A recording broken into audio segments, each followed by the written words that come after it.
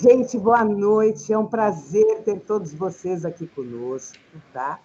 A gente quer avisar que nós faremos as apresentações de Cornucópias da Fortuna até o próximo domingo, sempre às 6h30 e 20h. Amanhã, depois da apresentação das 20h, nós vamos ter um bate-papo com a doutora, com a médica, que trata de muitos idosos, que é o tema das Cornucópias da Fortuna, doutora Darlene Paula Nunes, e com a ex-vereadora Soninha Francini. Na semana que vem, segunda, terça e quarta, nós faremos sempre às 20h a leitura de Bola de Sonhos, que é uma peça sobre a história das Copas do Mundo contadas pelos deuses da mitologia greco-romana.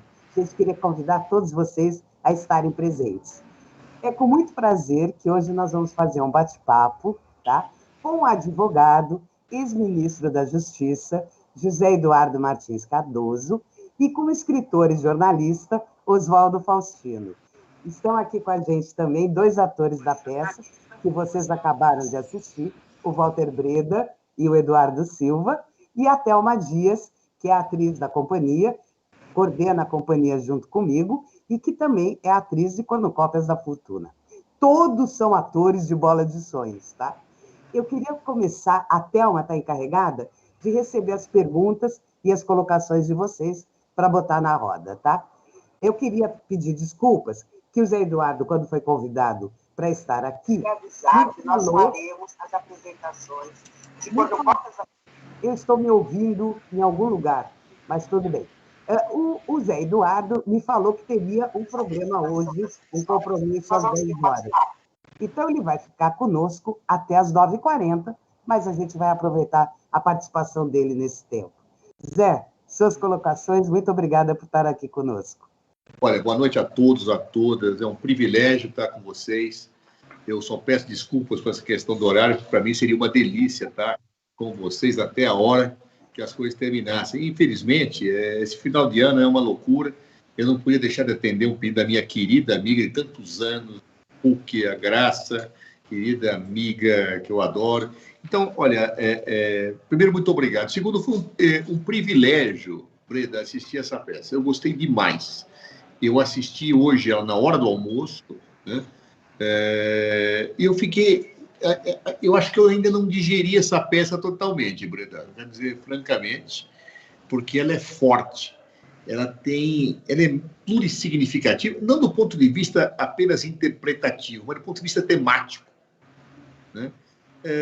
Eu posso debater essa peça sobre várias óticas, né? Então, eu acho que eu ainda não digeri completamente aquilo de tudo que essa peça me causou. Eu quero, no fim de semana, ver de novo, tá certo? Quer dizer, como aquelas crianças que gostam de ver filme várias vezes, né? Eu quero ver várias vezes, porque a sensação que eu tenho é que, se eu vê-la de novo, eu não vou estar vendo a mesma coisa, nem pensando as mesmas coisas. É curioso. Hoje, então, eu vou descrever hoje o meu sentimento. E é claro que todos nós somos fruto da nossa carga de vida, né? Da nossa carga, da nossa historicidade, da nossa vivência, né? Figura e mais do momento que nós vivemos. Nós não somos neutros, né? Nós temos paixões, emoções, diversos inputs que acontecem no nosso íntimo, né? Então, hoje, como é que eu vi? O que foi a primeira coisa que veio à minha cabeça? E claro que aí tem uma... Primeiro, muito obrigado. Uma carga de privilégio. Aquilo que me passou é a vida de dois prisioneiros. Claro? Isso foi o que me pegou. Curioso, é o que me pega, né? Num primeiro momento. Talvez para a maior parte das pessoas não seja isso que pega e que passa. A questão psicológica, a questão simbólica do Circo das Baratas, o significado, a associação daquelas baratas com os dois. Há várias interpretações possíveis. Mas ali, o que me pegou neste meu momento de vida, pela minha carga de vida, que talvez não seja a mesma expressão daquilo que eu verei no final de semana, que talvez eu tenha outras tendências para outras leituras temáticas, inclusive, todas.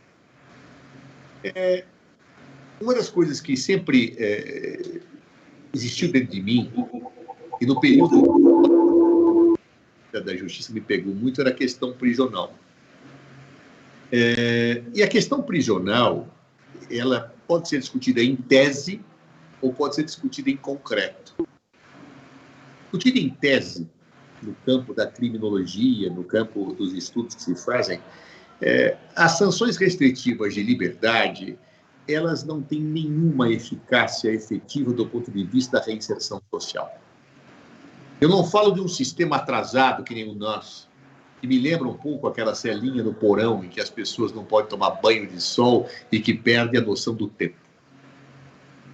Eu falo até de países que têm sistemas prisionais bons, mas a grande verdade é que os estudos que são feitos ali é que boa parte das pessoas, se a pena ela existe pelo moderno direito penal para reinserir as pessoas na sociedade, isso não acontece. As pessoas rompem laços familiares, as pessoas perdem seus códigos de referência, as pessoas acabam tendo a sua vida própria com um corte do passado. E esses dois, Breda, esses dois prisioneiros, eu vi isto muito fortemente. A vida, para eles, passava a ser aquilo. Um com a esperança de sair daqui um ano. Porque o que era esse ano? Eles tinham perdido a noção do tempo. Eles não sabiam mais quando era dia e quando era noite. O outro, criando as baratas, porque ia sair depois, treinando as baratas para a apresentação, mas a vida deles tinha perdido a referência. Eles não tinham mais referência. Como aquelas pessoas sairiam daquela unidade prisional? Há um momento, então, que se diz, não vamos sair mais. E nós ficamos aqui, porque a nossa vida se tornou aquele inferno. A nossa vida se tornou aquilo.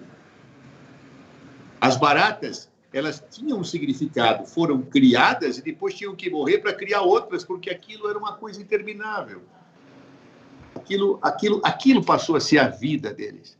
Então, o que vem para mim? Que sistema prisional é esse que privilegia sanções restritivas de liberdade? Que sistema prisional é esse que faz com que as pessoas vivam fora da sociedade para reinseri-las? Como se fosse possível viver fora da sociedade, perdendo toda a condição de tempo, a condição de temporalidade, a condição existencial, a questão relacional. Como é que pode essas pessoas, para que elas estão lá? Por que elas estão lá? Um deles tinha cometido um delito grave, tinha cometido um delito grave, matou a esposa, o amante, e depois se sabe que estava grávida a amante. Mas, objetivamente, o outro tinha cometido, ele tinha feito jogo do bicho. Ele tinha se indisposto com policiais, com a milícia. Tá? Ora, as pessoas, então, elas têm como sanção restritiva a perda da vida e a sociedade delas passa a ser aquele universo de um carcereiro dos dois. O carcereiro com elo na realidade, um elo, como nós a tal ponto isolado que o presídio é desativado e eles não sabiam. Então, depois isso perdeu importância. Já não tinha mais importância. Eles podiam ficar ali. Ou seja, para mim, essa peça toca muito até na discussão das penas restritivas de liberdade in abstrato. Falando teses. É correto? Em que casos nós podemos praticar sanções desse tipo? A que pretexto se faz isso? Sob que orientação se faz isso? Talvez seja a mesma pena das baratas do circo, não? Que ficam lá presas para morrerem. E aí a analogia é inexorável, né, entre as baratas e os presos. Ou seja, isto foi o lado que me tocou hoje. E quando eu penso nessa realidade, no sistema prisional brasileiro, eu me recordo que eu fui muito criticado, até no exterior, quando eu, como ministro da Justiça, disse uma coisa que eu sempre disse na minha vida, até como deputado da tribuna, mas que como ministro, quando eu disse, o mundo caiu. Eu disse, eu prefiro morrer a cumprir pena em alguns dos presídios brasileiros. Eu disse isso. Virou um escândalo. Como o ministro da Justiça diz isso? O ministro da Justiça que é obrigado e que cuida dos presídios vai dizer que prefere morrer a cumprir pena numa dos estabelecimentos penais que ele tem por dever cuidar? Bom, ou seja, o papel das pessoas públicas do Brasil, sejam eles homens ou mulheres, é esconder a verdade? Ou seja, a partir do momento que eu assumi o Ministério da Justiça, o sistema ficou bom, eu tenho que passar a defender que as pessoas têm um aprisionamento como algo que é necessário, como a única forma penal possível, é isso? Ou seja, se espera das pessoas públicas que sejam hipócritas e que mudem o seu pensamento. Foi o que eu falei para eles, vocês queriam que eu dissesse o quê? Que eu estou feliz porque sou ministro hoje com o sistema prisional que nós temos? Não, não estou feliz, eu acho isso um horror, são masmorras medievais. E note-se, nós estávamos numa situação ali na peça de apenas 2 pessoas, numa condição, sob certo aspecto, confortável, porque se eles passassem para a parte de cima, teriam 20 pessoas na cela e possivelmente seriam violentadas, seriam estupradas, a ponto que um dos personagens falou, não, não, me deixa aqui, pelo amor de Deus, me deixa aqui, pelo amor de Deus. Eu prefiro ficar aqui do que tomar banho de sol, eu prefiro ficar aqui do que conviver com aquelas pessoas que vão me destruir. Então, esse foi o ponto que, para mim, me tocou emocionalmente, porque vem uma carga de vida, de experiência que eu vivenciei e pergunto para mim, para que isto? A que leva isto? E esta situação se complica ainda mais quando eu olho o sistema brasileiro. Para que vocês tenham uma ideia, mais da metade do sistema prisional brasileiro é de presos provisórios, ou seja, que ainda não foram condenados, que são presos preventivamente. E muitas dessas pessoas que estão 1, 2, 3, 4 anos presos são absolvidas depois. Imaginem, por exemplo, os nossos 2 personagens, depois de um ter cumprido lá todos aqueles anos, vem o juiz e fala assim, não, não são culpados, absolva-se. O que eles vão dizer? Eu quero ficar na cela. Não tenho mais vida fora. Eu não tenho mais vida fora. É correto isto? Ou seja, nós temos um sistema prisional. Eu me lembro que quando eu era ministro da Justiça, nós éramos o 5º país no mundo em quantidade de presos. Acho que hoje nós já somos o 3º. Isso era visível. Por que era visível? Porque enquanto os outros países procuravam buscar outras formas penais, sabendo que a restrição à liberdade não é uma boa forma sancionatória, enquanto os outros reduziam, então estou falando de Estados Unidos, China, claro, que estavam reduzindo, né?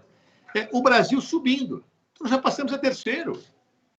Por quê? Porque o nosso senso comum, a nossa opinião pública, e na questão do sistema penitenciário, o senso comum e a opinião pública parece que estão casados. Tá? Diz o seguinte, não. Sabe qual é a única sanção possível penal? Prender. Prende. Mas não precisa nem ser julgado. Põe na cadeia. Põe na cadeia. Ah, mas o cara não tem que se defender? O cara não tem que falar? Não, mas põe na cadeia. Depois te vê, ele é culpado. Juiz bom é o juiz que prende. Juiz mau é o juiz que solta. Juiz que solta é bandido, juiz que prende é mocinho. Não importa se prende arbitrariamente, não importa se forja a prova, não importa se coage pessoas a delatarem. Não, esse é o juiz justiceiro, esse é o juiz bom. O juiz mau é o que solta e cumpre direitos, é o que vê provas. Este é o nosso senso comum que embebeda a nossa opinião pública. Esta é a realidade que nós vivemos. E eu me lembro como ministro da Justiça, eu tive a honra e a oportunidade de ter como presidente do Supremo Tribunal Federal na época e presidente do Conselho Nacional de Justiça, o ministro Ricardo Lewandowski. Nós fizemos um entendimento, inclusive, com o Ministério Público, para que nós começássemos a desenvolver políticas de conscientização dos operadores do direito, de estudos, de reflexão, de cursos, para mostrar que a lei diz que a prisão preventiva, enquanto medida de cautela, é a última medida. Eu tenho que tomar outras previamente. É só em casos extremos que eu tenho que tomar, mas é o oposto. Os juízes, a opinião pública querem sanção, prisão, prisão, prisão, prisão, prisão e prisão. Ora, para que isto? A que leva isto? É a pena de Italião, olho por olho, dente por dente? É isto que nós queremos? E mais, as pessoas não percebem porque todo mundo reclama da segurança pública. Né? Você tem medo de andar pela rua, eu vou ser assaltado, eu vou ser não sei o quê. E todo mundo sabe, com o lado da cabeça, vamos imaginar que eu tenho 2 neurônios, o Tico sabe, né, que boa parte dessa violência que está nas ruas tem a ver com o crime organizado comandado dentro dos presídios. Só que se eu esquecer de desligar o Tico, eu vou ver o Teco vai falar, puxa, como são péssimas as condições prisionais brasileiras, né? Olha aí, as organizações criminosas, elas cooptam pessoas dentro dos presídios. E se nós olharmos historicamente as principais organizações criminosas do Brasil, elas nascem exatamente com uma autodefesa dos presos para se defender das péssimas condições. E aí nascem, organizam o crime dentro do presídio e fora. Seus membros são protegidos fora. E as pessoas dentro dos presídios que não entram no crime organizado podem ser viciadas, vão ser violentadas, vão ser estupradas. Então o cara entra até como proteção para si e para sua família. Qual é o resultado disso? É a cadeia que fornece o alimento para o crime organizado que assola a violência na rua que gera mais prisão. Por quê? Porque o Tico não conversa com o Teco, não há diálogo nas partes neuronais esquerda e direita do cérebro. O resultado, o que é? Prende, crime organizado, crime organizado, crime organizado. Prende, crime organizado, crime organizado, crime organizado. O cara entra como bicheiro numa cadeia e sai como membro do PCC. Ou seja, esta realidade é uma realidade que nós não nos damos conta. E por isso que hoje, talvez por ter, a gente vive as cargas das nossas vidas e vive das nossas profissões, das nossas emoções, dos nossos cotidianos, né? Hoje eu estava vendo um cliente nosso aqui que está preso há 3 anos, ele e a esposa. A meu ver, eu não estou discutindo o final do processo, estou discutindo por que esse homem está preso. O marido e a mulher, com 2 filhos, fora. 3 anos de prisão provisória. E eu tinha visto que tinha saído uma decisão que negava a saída deles. Então, eu estava com aquilo na cabeça. Quando eu vejo isso, eu vejo os dois, a minha associação, o meu mal-estar foi imediato. E a minha pergunta é por quê? Para quê? Eu tenho 2 baratinhas lá, como 2 baratinhas são os meus clientes que estão sendo amestradas por um sistema penitenciário para que fiquem eternamente dentro daquela caixa. É isso. É isto que me passou. Eles estão sendo amestrados para ficar dentro daquela caixa até que alguém coloque veneno para que eles morram dentro dos presídios. Então, essa foi a ótica com que eu vi a peça, querida Graça, hoje. Talvez quando eu for vê-la no fim de semana, eu esteja com outro astral e eu vou ver outras coisas, né?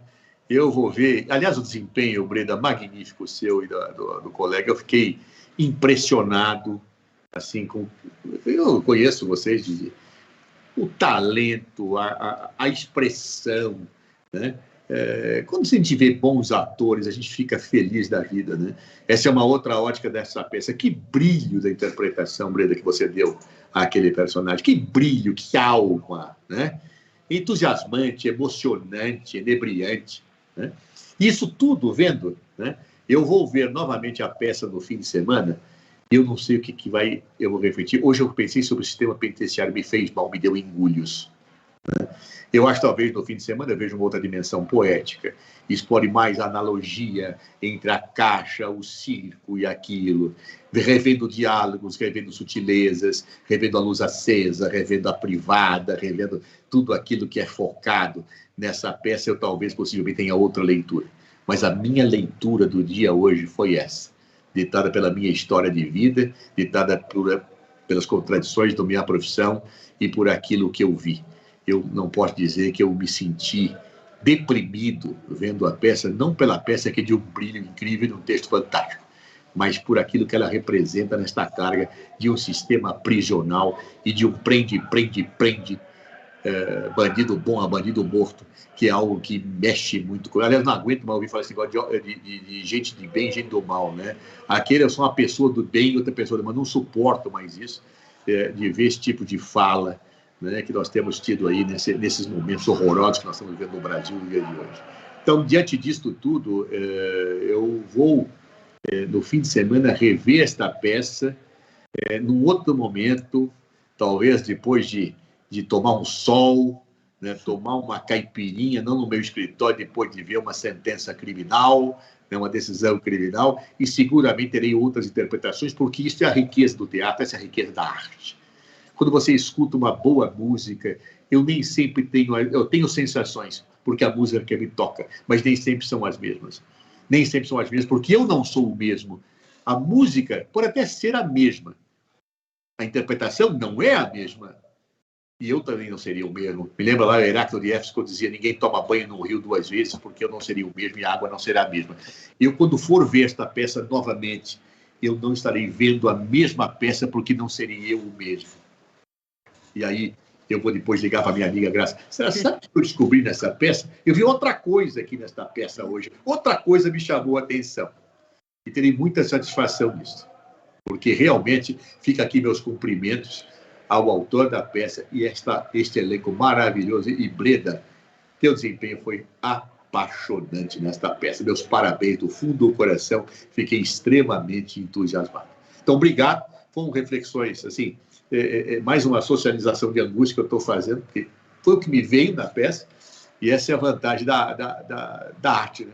Assim, a arte toca nossas emoções, toca a nossa razão, a razão gera reflexões, aí volta para a emoção produz, e hoje foi o que me passou pela cabeça. Possivelmente no fim de semana a minha leitura seja outra, e não menos rica ou mais pobre do que essa. Ô, Graça, eu vou interromper, eu sei que o Zé Eduardo está correndo aí, ele tem outro compromisso, mas eu vou adiantar uma pergunta que tem no chat para que ele possa responder.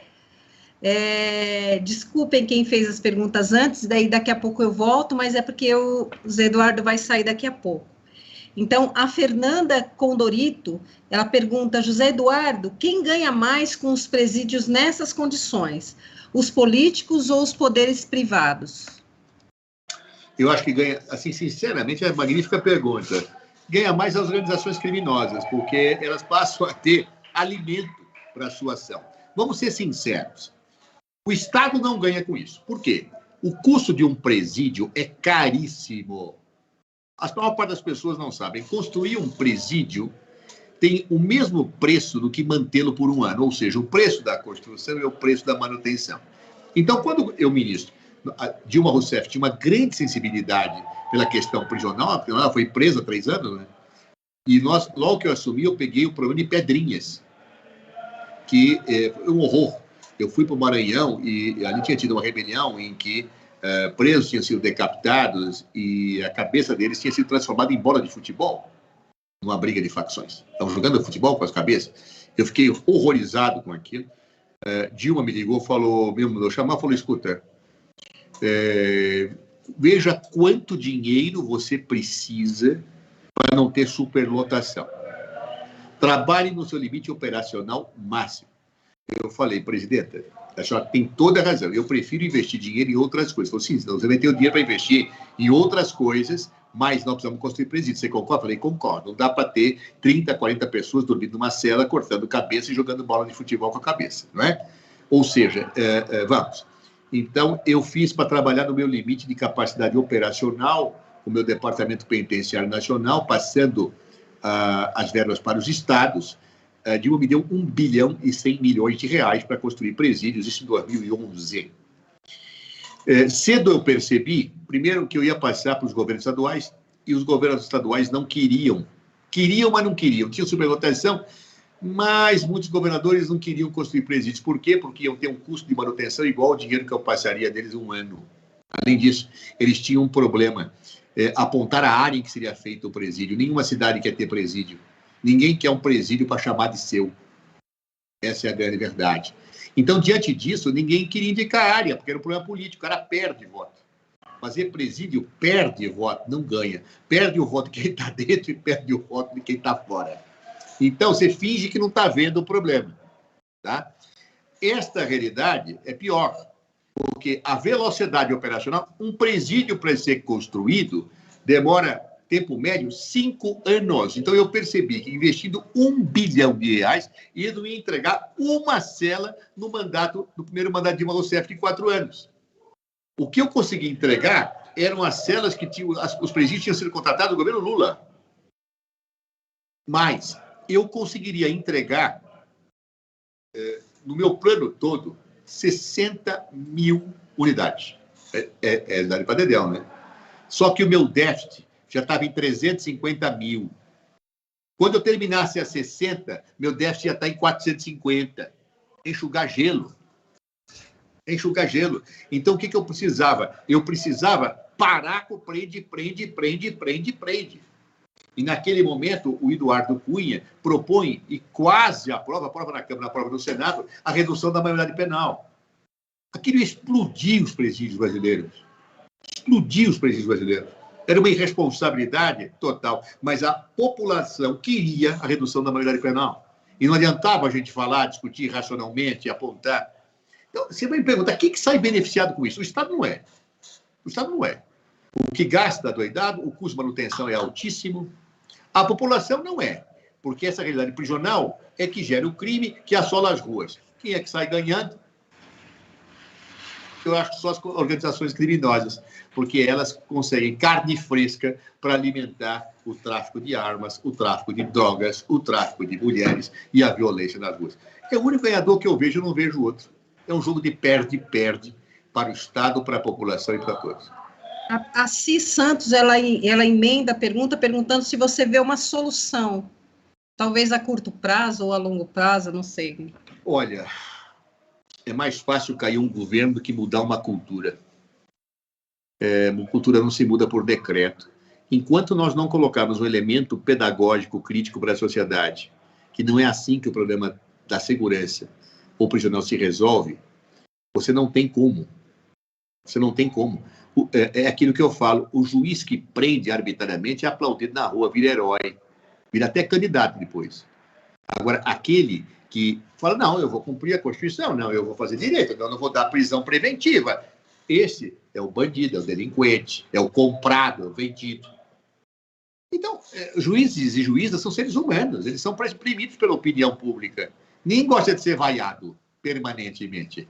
Não é gostoso, né? Imagina a Breda, Graça, vocês entrando para apresentar peças e sempre vocês forem vaiados, sabendo que fazem o melhor texto e a melhor peça. Vocês vão ficar tristes, não vão? Vocês vão ficar tristes, isso não é alimento para a alma de um juiz. Então, o que acaba acontecendo? A opinião pública força o juiz a seguir uma linha que é desastrosa para todo o sistema. Então, você vê uma solução a curto prazo? Não vejo. Eu tive essa caneta por 6 anos na mão e juro por Deus, eu não sabia a linha a preencher, porque cada vez que eu tentava contornar um problema, eu percebia que estava enxugando gelo. Ele é um problema global do país, é um problema de filosofia penal, está errado, está tudo errado. Enquanto a razão não prevalecer sobre o preconceito nessa questão, nós não resolveremos este problema, nem estaremos engatinhando nesse problema. Tem mais pergunta? Alguma coisa? Para o Zé, não. Tá. Tem outras perguntas. Tá, então eu queria passar a palavra para o Faustino. Certo. Antes, só te sugerir também, no nosso canal, a gente guarda a íntegra dos bate-papos. O bate-papo com o Fernando Bonassi, na semana passada, e com o autor da peça, com o Tarcísio, foi interessantíssimo, porque o Bonassi, ele é roteirista do Carandiru e foi roteirista também daquela série da Globo, Carcereiros. Os Carcereiros, né? E ele conviveu muito na prisão. E o que ele fala, em outros termos, é muito parecido com o que você está falando, tá? É muito parecido com o que você está falando. Então, se você puder, dar uma olhada também no bate-papo deles. E graças o pedido que eu faço com essas duas feras, que são esse elenco, né? Você um dia me apresentar pessoalmente essas duas feras, porque eu fiquei fã, já era, de alguns trabalhos que tinha visto, mas hoje eu saí fã incondicional dos dois, tá? Então, quando vier para São Paulo, avisa nós, e aí a gente marca o encontro, todo mundo. Vamos tomar um café, que eu quero dar um abraço nessas duas feras aí. A gente toma cerveja. Do palco. A gente toma cerveja. Vai jantar e conversar. Chama o Faustino também, vamos todo mundo, tá? Vamos todo mundo. Então, gente, um beijo imenso para vocês. Desculpa a deselegância da saída, mas eu vou ficar... E quem vai perder sou eu, que não vou ver a fala dessas pessoas magníficas que estão aí. Um beijo grande a todos vocês. Muito obrigada, José. Até logo. Tchau, Oswaldo. Tchau. Faustino, por favor, fale para nós. Bom, Sobre a realidade dos presídios, o Zé Eduardo já exerceu o seu brilhantismo e nos contou histórias muito importantes. No teatro, a realidade dos presídios sempre foi muito bem exibida pelas peças do nosso Plínio Marcos, né? A gente viu Barrela e tantas outras coisas, Mancha Roxa e tudo mais. Agora, eu consegui ver nesse espetáculo consegui ver esse espetáculo com um outro olhar. Na verdade, para mim, o Circo de Baratas é o próprio Sinésio e o próprio Tatu, né? Sinésio e Tatu são baratas sendo treinadas exatamente para a exploração do Correia, né? Eu sinto o Correia um treinador de baratas cortando cabeças de baratas enquanto elas resistirem para cumprir aqueles interesses. Mas também consegui ver nesse espetáculo mais do que uma cela de cadeia. Eu consegui ver uma realidade da própria sociedade que cria normas, cria regras bastante proibitivas para vender privilégios. Então, os privilégios são dados de acordo com a vantagem de quem está legislando, a vantagem de quem está punindo, a vantagem de quem está controlando a situação. É mais ou menos isso que eu vi nesse. Eu consigo ver a mesma coisa, que o Tatu está ali experimentando com as baratas e vendo as baratas novas, aprendendo coisas a mais do que as antigas, e é muito importante ele nos dizer que circo não tem paradeiro, né? O circo roda, não tem destino, vai para onde for convidado, aonde puder apresentar o seu espetáculo. E aqueles dois estão o tempo todo numa expectativa, mais o Sinésio que o Tatu está o tempo todo numa expectativa de um ano que a gente não sabe quanto tempo dura, né? Não é um ano de 365 dias. Ele não tem noção, ele acha que está lá 5 anos. Né? Como foi condenado a 6, falta um ano. Mas a gente sente que, apesar da aparente bondade do Correia, que trouxe a broa de milho, que trouxe o pão de queijo e o cafezinho com leite, né? Mais importante do que isso, e que inventa que quem forneceu tudo aquilo foi o chefe, né? E aí a gente depois fica sabendo que não existe esse chefe, que não existe nada, e quem controla toda a situação é o próprio Correia, pela vantagem de levar os 80% e pela vantagem de manter o Tatu naquela cela junto com o Sinésio, para que o Tatu continue tendo seus pesadelos e lhe dando o bicho que vai ganhar. Então, tudo isso me faz pensar nessa coisa desta sociedade que nós vivemos, né? É que se criam normas, e mais normas, e mais normas, e aí se vendem os privilégios, se vendem os benefícios. Eu gostei muito, muito, muito do espetáculo. Sem dúvida, a interpretação do Breda é fantástica, mas está totalmente equilibrada com o nosso Duzinho Silva, né? É um equilíbrio total, mas eu vejo um tripé mesmo, né? O Correia, né? O Giro, dá a terceira perna desse tripé, né? O banquinho não para em pé apenas com duas pernas. Então, a terceira perna é dada por esse personagem que entra e sai, mas que a cada entrada nos instiga, nos faz pensar, opa, peraí, tem coisa nova, né? Primeiro que na questão dos sonhos ele leva 80%, enquanto o Sinésio leva 20%. O Sinésio pede 30% e ele acha um absurdo, né? Um absurdo pagar 30% e ficar com 70%, né? E nós estamos perdendo, né? Você precisa sonhar melhor. E o mais importante, ele convence o Sinésio de que o Sinésio é que está errado. Ele convence que não era o camelo, era a cobra.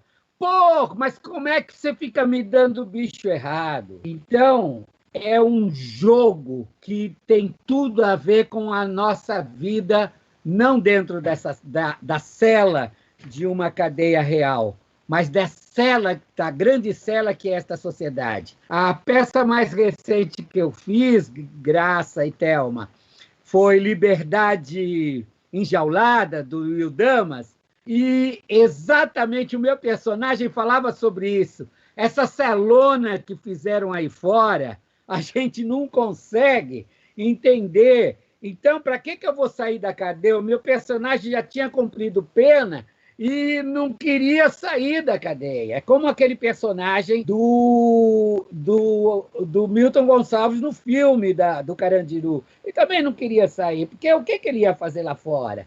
Como é que ele ia viver nessa celona que foi construída aí fora? E essa nossa sociedade é uma celona, né? Ninguém vai preso para se reeducar. É poético, né? Os reeducandos, né, que estão nos presídios. Reeducando para qual sociedade? Né? Eles estão se reeducando. Vai se reeducar para voltar exatamente para a mesma favela? Para voltar exatamente para o mesmo tráfico? Então, não tem reeducação. Né? E a nossa sociedade não reeduca e também não quer educar. Né? Não quer educar. A gente vê as gritas quando você pensa numa ação que melhore a escola pública.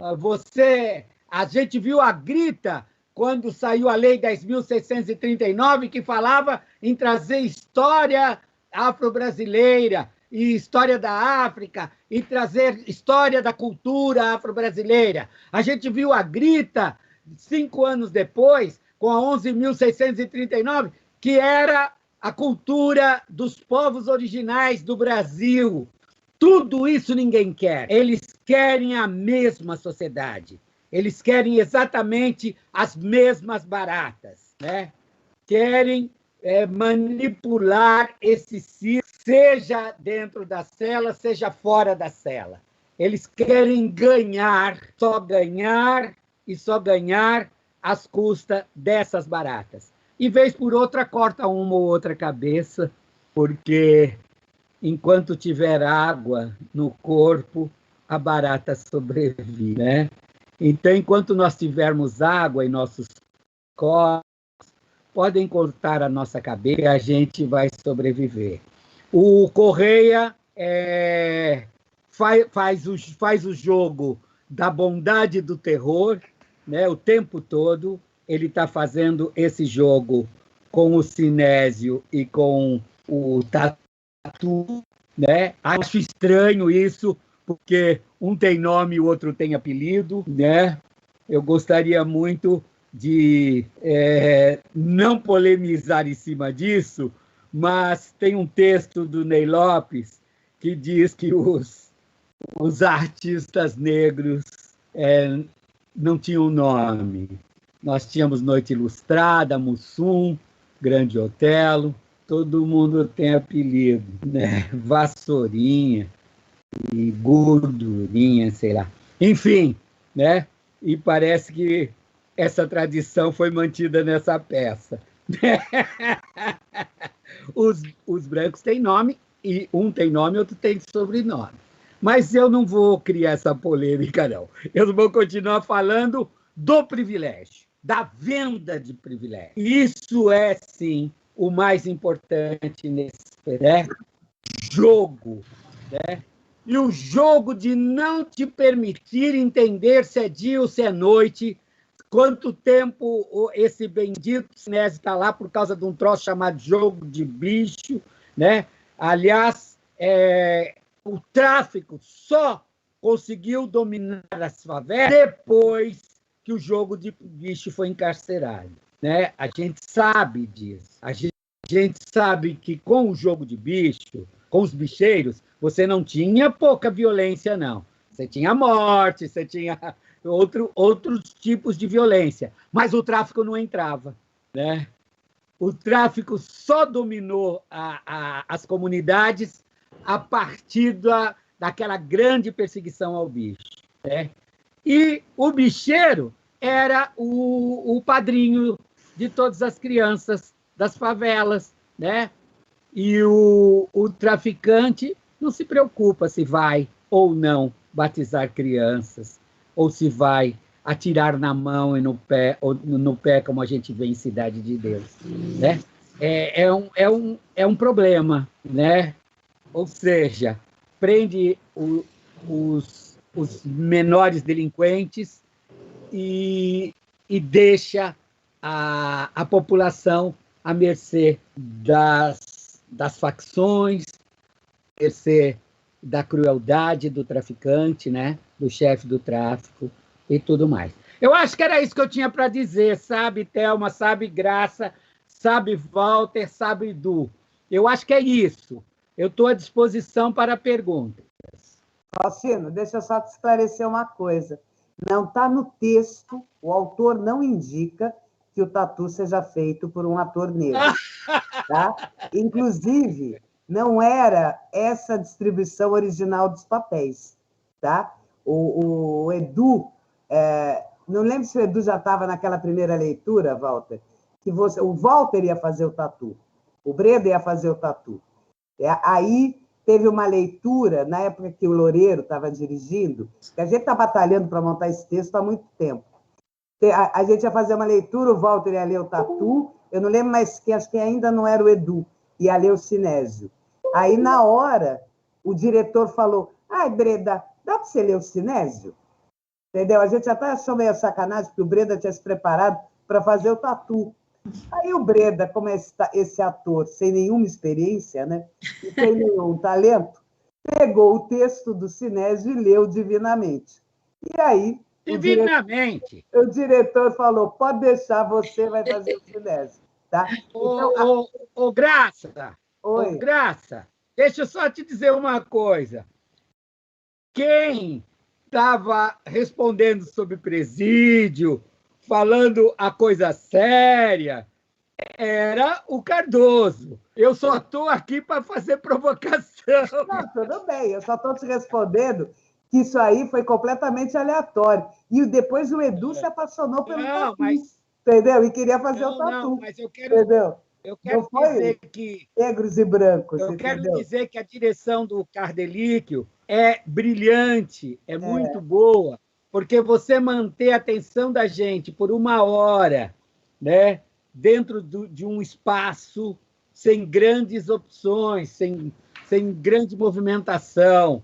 Então, primeiro, o texto do Tarcísio é fantástico, muito bem escrito, e a coisa e a direção muito boa. E a direção do Guilherme Mota, a direção audiovisual e tudo mais, também é excelente, né? Então, foi tirado do Gira, do Walter e do Eduardo o seu melhor, né? Dentro deste espaço pequeno, ora tirando um ângulo, ora outro.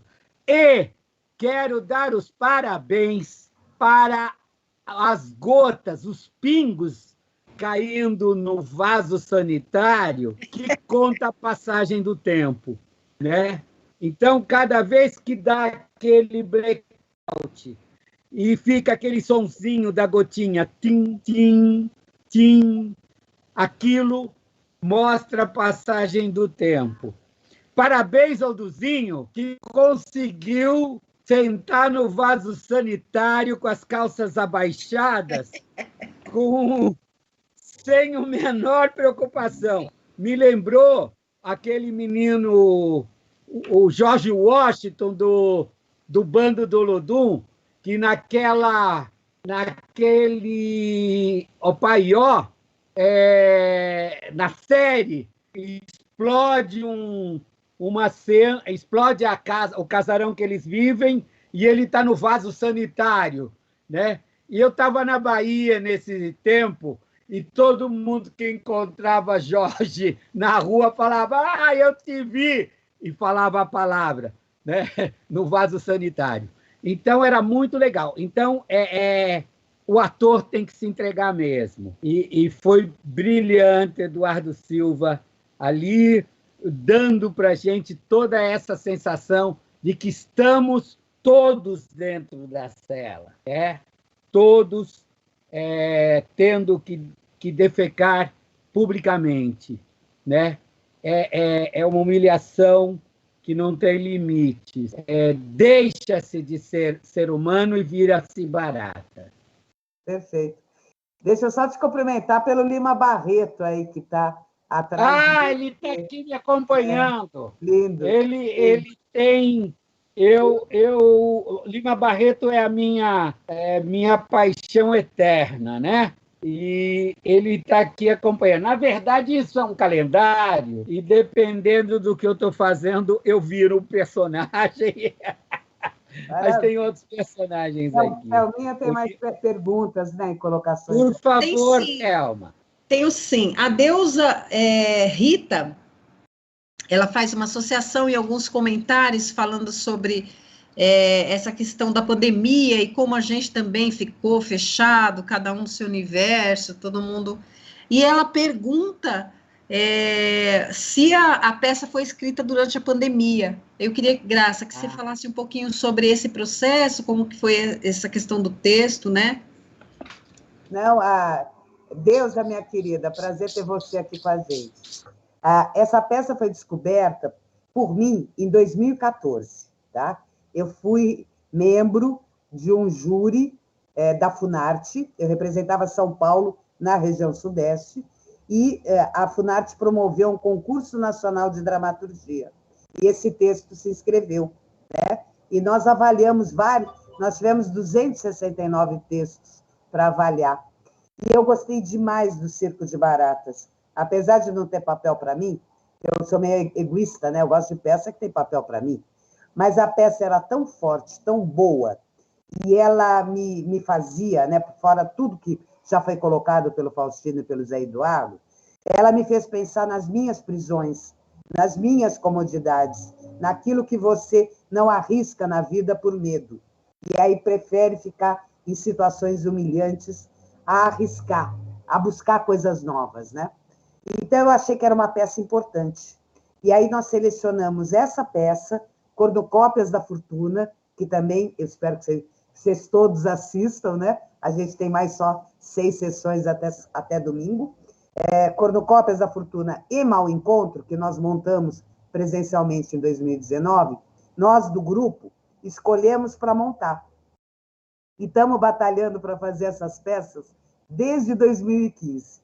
Finalmente a gente conseguiu, tá? Agora é óbvio, né? Eu acho que toda boa peça, ela não responde só àquele momento quando ela foi escrita, mas ela responde a várias questões e ela vai permitindo novas leituras. Ela tem a ver, sim, e já foi levantado em bate-papos anteriores, com a situação que todos nós tivemos que nos meter, prisões domiciliares para encarar uma pandemia, né? Então, boa associação, mas não historicamente datada no ano da pandemia, tá? Odu, A Fernanda Condorito, ela pergunta por que você aceitou esse papel. Acho que ela viu alguma postagem que você fez no Instagram, tal. Queria que você comentasse sobre isso, Du.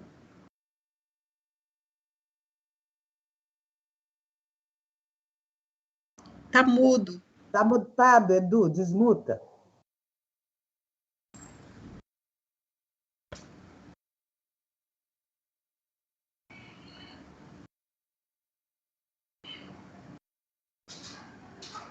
Acho que deu uma travadinha, né? Bom, eu já vou adiantar a minha leitura do caso. O Eduardo Silva é um ator excelente, excepcional, talentosíssimo, tá? Mas que passou grande parte da sua carreira fazendo papéis cômicos. E ele está cada vez mais se envolvendo com personagens dramáticos. E ele mostrou que ele é tão bom na comédia quanto no drama. Eu acho que isso foi um dos fatores, talvez não o único, mas um é. Né, Edu? Voltou, meu amor? Oi, estão me ouvindo agora? Agora sim. Não, vai ser...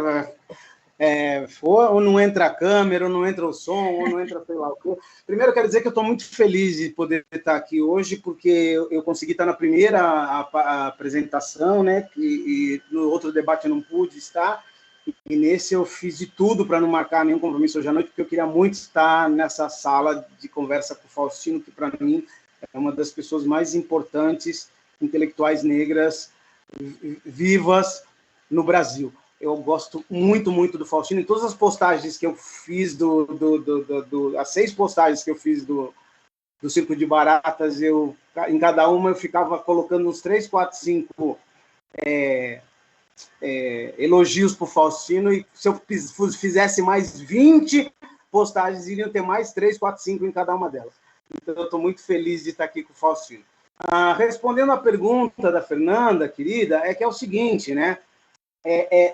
A última postagem que eu coloquei, eu falei isso, né? Se as pessoas não estariam me perguntando como eu, um ator negro consciente, aceitei fazer um detento. Se que nós que já batalhamos por não ficarmos pegando personagens estereotipadas, personagens marginalizadas, escravos, bandidos, por que eu aceitei fazer esse trabalho? Mas eu não respondi. Eu falei assim, assistam e vocês depois me deem o retorno. Aliás, estou louco para ver quais são os retornos que estão me dando no Instagram.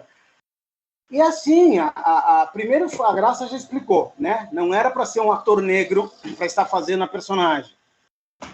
Segundo, que assim, a personagem é tão densa, tão densa, tão densa, tem tantas subcamadas, que seria impossível eu falar que eu não iria fazer pelo cara ser um detento. Eu ia estar sendo burro, idiota, se eu não fizesse, né? Então, e esse é um problema muito sério que às vezes eu passo, não é? Porque, por exemplo, nos anos 90, muitas pessoas do movimento negro falavam para mim, puxa vida, o Cacá Rossetti só te dá personagem em teatro, personagem de escravo. Eu peguei e falei, mas ele me dá protagonistas. Eu só fiz protagonista de Shakespeare e Molière com Cacá Rossetti. Eu fiz protagonista da Comédia dos Erros, que eu ganhei os 3 maiores prêmios da minha carreira. Eu fiz protagonista do Molière, sendo Escapino. Nas outras peças que eu fiz do Cacá, ele sempre me deu papéis de destaque e as pessoas vinham falar, mas por que você sempre aceita fazer personagem de escravo com o Cacá Rossetti? Então, é muito complicado, né? Aí, assim, se o personagem é muito mau, é muito vilão, e chamam um ator negro para fazer, mas chamaram o ator negro porque ele é muito vilão. Já aconteceu de eu fazer personagem que era assim, meio tonto, louco, tinha que fazer par com o Petrinho numa novela.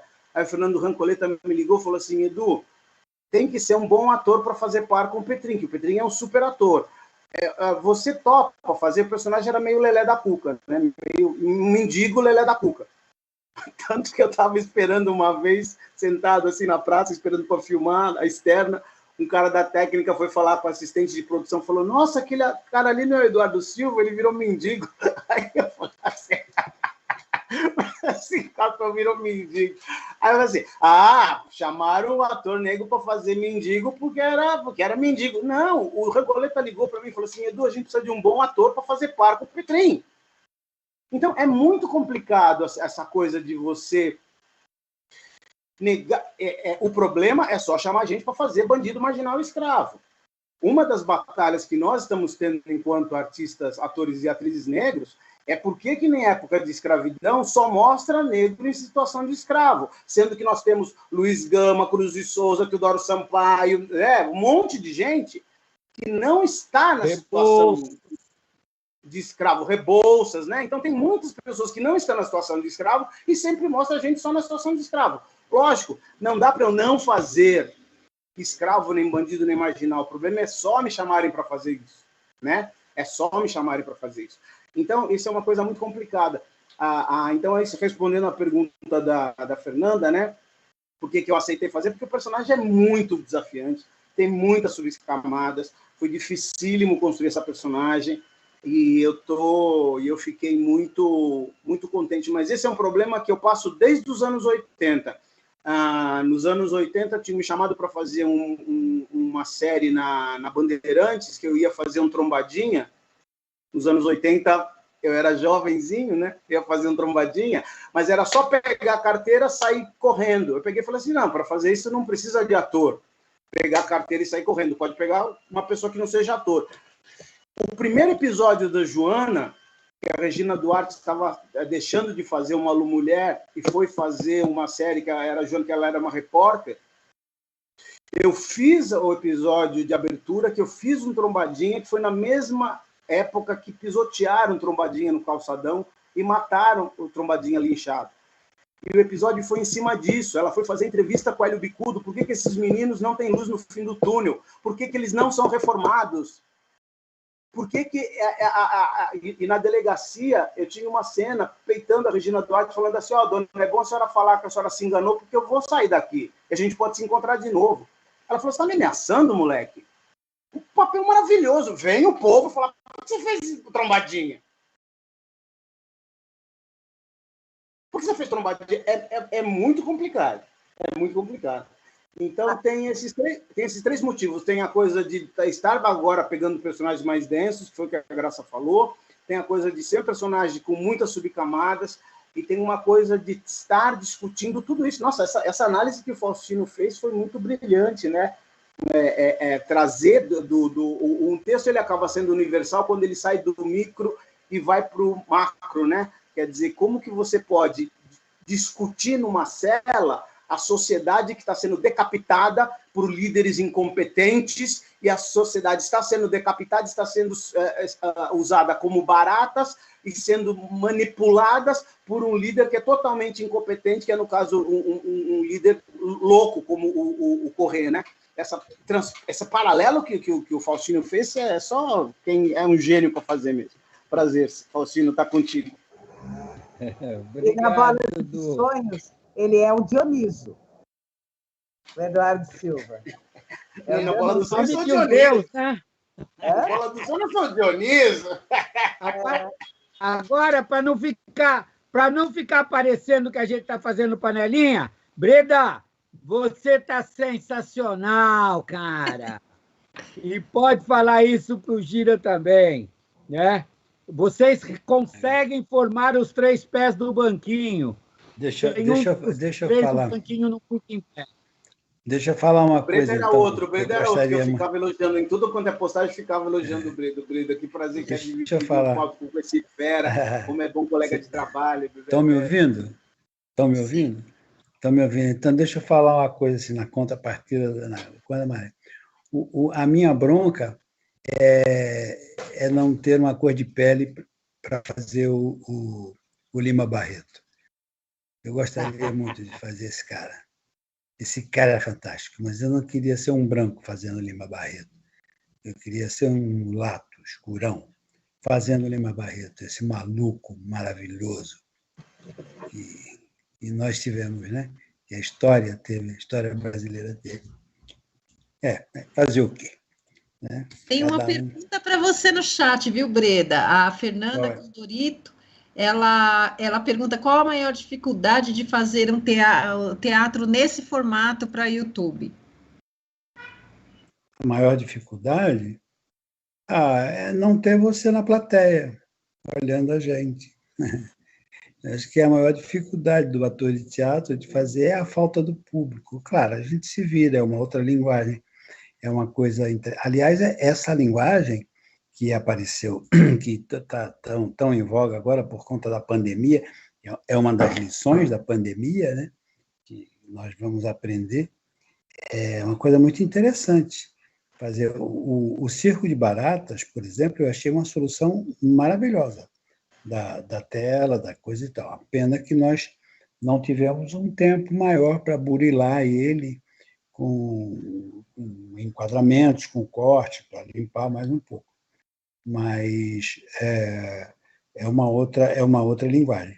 A televisão é uma coisa, o cinema é uma coisa, o teatro é uma coisa, vivo o teatro, eu sou mais o teatro, e poeticamente eu gostaria de dizer, a dificuldade é a falta do público. É não ter você lá sentada para me dizer exatamente o que você está pensando no momento, para no dia seguinte melhorar o meu trabalho. Essa é a grande coisa do teatro, né? Cada dia é uma coisa diferente por conta da plateia. A plateia é diferente. É a plateia que dá né, um espetáculo diferente. Claro, eu posso melhorar, posso fazer, mas com a plateia, eu vou ensaiar um espetáculo 2, 6 meses. Quando o público entra, que eu vou saber o que vai acontecer realmente. Onde ele vai reagir, quando ele vai reagir. Às vezes reage onde eu não esperava, reage uma outra coisa. E aí você vai e burila o espetáculo e ele só vai estrear mesmo, na minha opinião, vai ficar legal, pronto. Não fica pronto nunca, porque cada plateia é uma plateia, cada plateia é uma lição diferente. Mas você vai aperfeiçoando ele a partir do público, a partir da presença do público, né? Isso é o grande barato do teatro, eu acho. Mas, tem mais uma pergunta aqui. Se quiser, deixa eu só falar uma coisinha. Nós vamos conseguir recursos e vamos levar Circo de Baratas e Cornucópias da Fortuna em 2022. Bola de Sonhos. E Bola de Sonhos, que é mais grande ainda, presencialmente. É o que a gente mais quer. Vamos sim. Tem uma pergunta para o Breda e para o Edu, da Deusa. Não, da Cis Santos. Ela diz que, muito embora tenha uma equipe, né, ela sabe que tem uma equipe de filmagem toda, como é que vocês se sentiram em fazer essas cenas atrás das grades? Se isso causou alguma angústia? Beijo para a Cissa. Beijão, Cissa. Não sei, vai você, Edu? Você é ótimo para responder essa pergunta. Não, Cissa. É angustiante o texto no todo, né? Uma coisa, quer dizer, de repente você descobre o lado legal de fazer a coisa, mas o primeiro contato com esse texto e tal, eu fiquei, meu Deus, que loucura é essa? Isso é muito ruim. Isso é ruim em outro sentido. Isso vai ser difícil para caramba de fazer. Meu Deus, será que eu vou conseguir? Não vou conseguir dormir e tal. Depois não, depois você burila dentro com você mesmo e você vai e faz, né? A angústia maior é saber que, aliás, a fala do Cardoso, junto com a fala do Faustino, dá uma dimensão maior da realidade da sociedade em relação à coisa toda, né? Nós estamos, por exemplo, como nós já banalizamos essa coisa louca que existe nesse país hoje, né? As chacinas são banalizadas, já virou uma coisa corriqueira, mataram 15, sim, tá. Esse imbecil que está aí falando essas babaquices que ele fala. Aliás, hoje ele teve uma coisa terrível que ele falou. Eu vi a menina lá, a deputada, botou no Instagram uma fala dele sobre... Bom, vamos deixar esse cara para lá.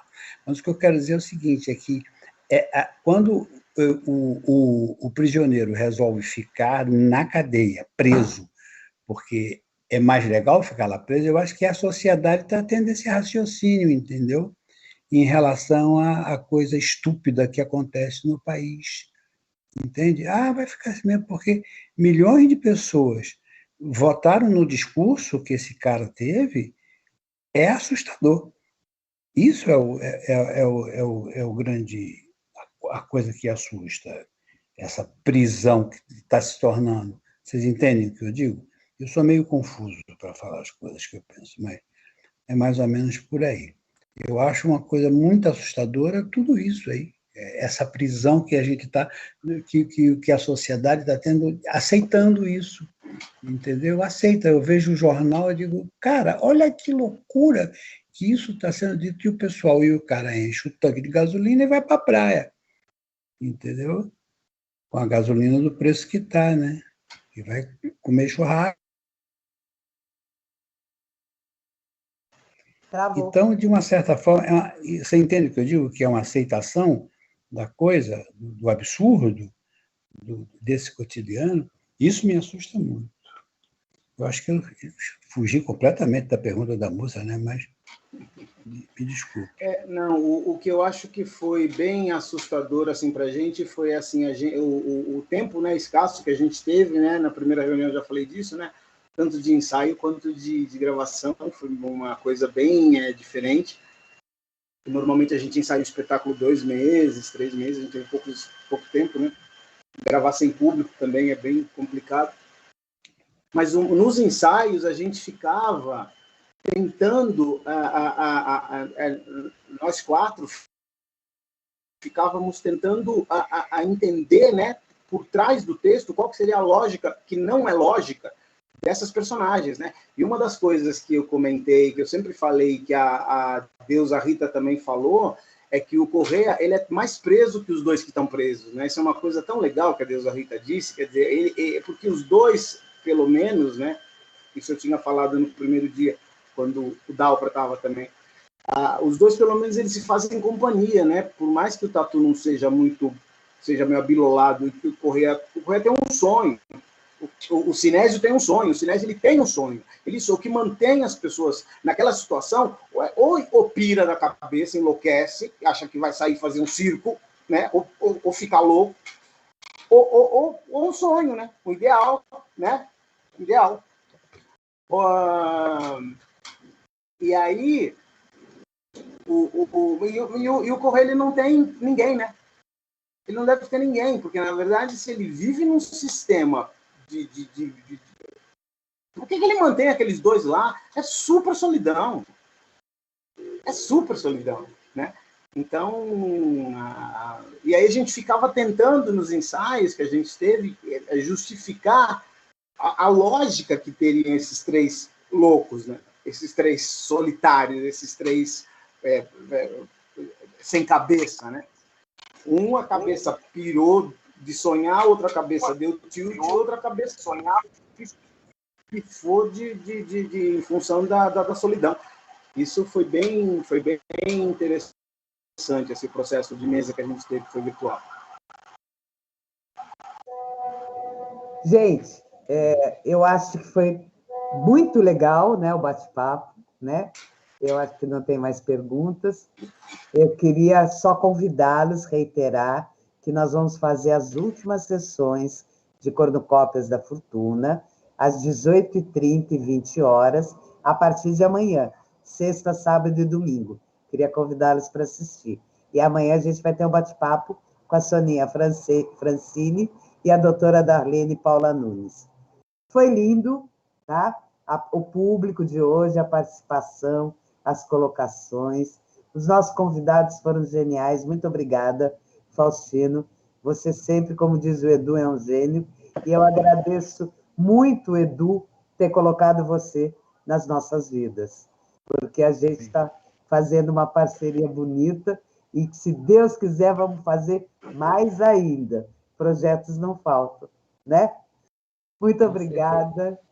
Parabéns, Edu. Parabéns, Breda. Thelminha, beijão para você. Valeu. Muito obrigada. Valeu. Nos reencontramos amanhã.